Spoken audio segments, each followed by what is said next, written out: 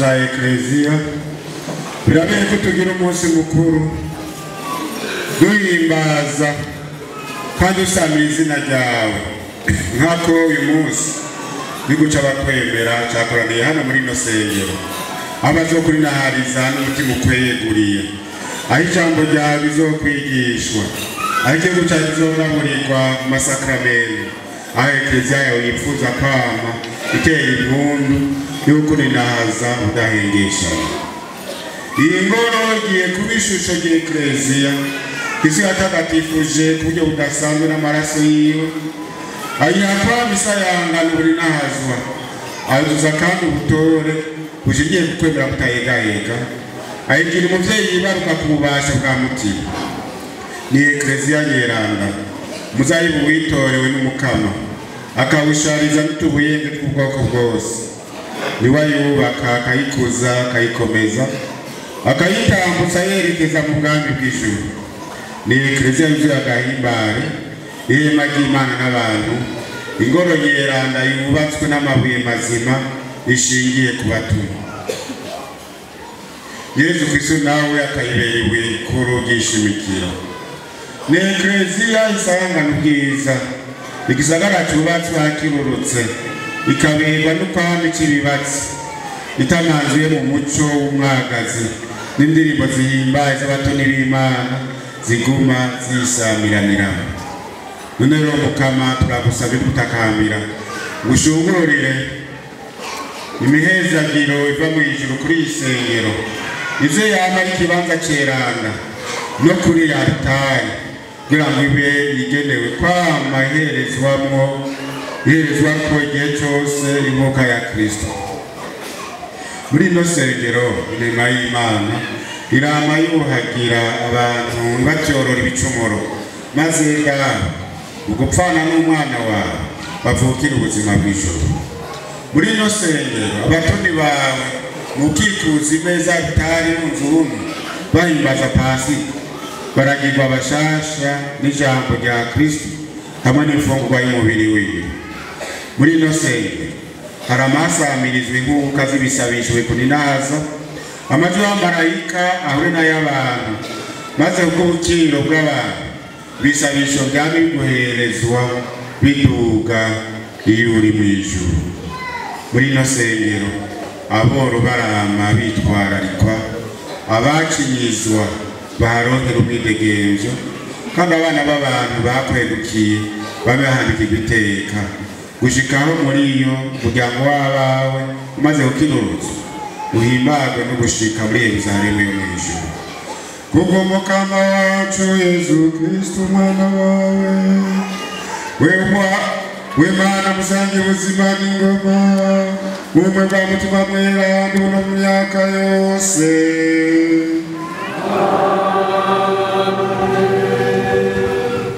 Muri kano kanya umwepiskopi arasiga amavuta kuri altari kugira ngo iyi altari yegukire Imana bwego.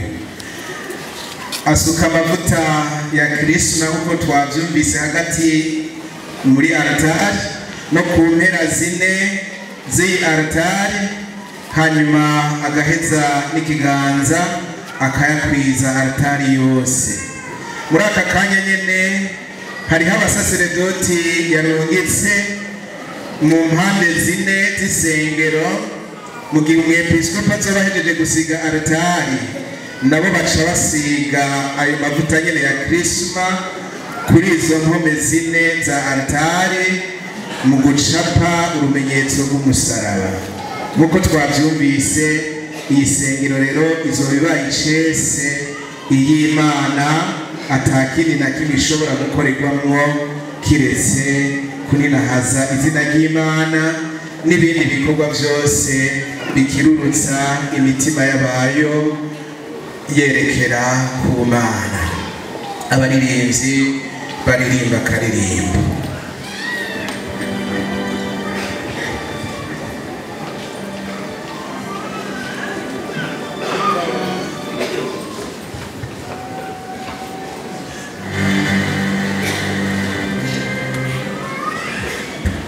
Abaririmbyi bati iri hema ry'Imana n'abantu.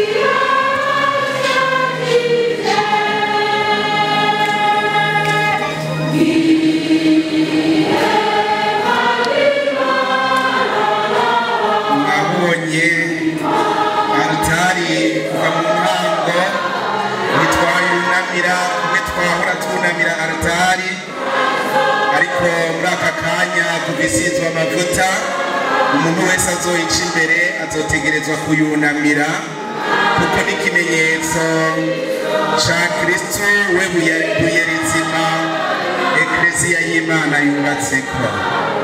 Murabona nta matara ari bwacanwe mw'isengero, haca hadomekwa amatara barashikana kuri aritari, umwepiskopi araheza adomeka itara riza kudomeka ayo matara.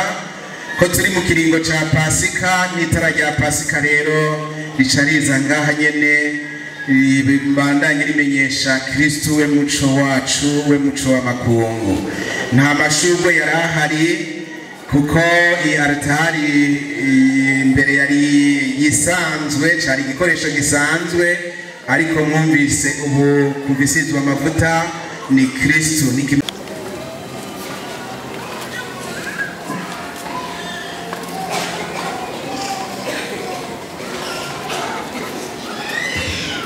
Mu gihe aritari iriko irasharizwa n'ibimenyetso bisanzwe bishariza aritari, abaririmbyi batera akaririmbo ko gukengurukira Imana kw'ingabire bidasanzwe umuryango wacu w'ekleziya ugabanye. Iyi ngoro tuzokwama duhuriramo n'Imana ikaduhezagira, natwe tukayinahaza, ni aritari izokwama iherezwa ko ryashikanwa rizima Kristo tumuhereza data, natwe tukabona kubera ishikanwa data turi kumwe nawe.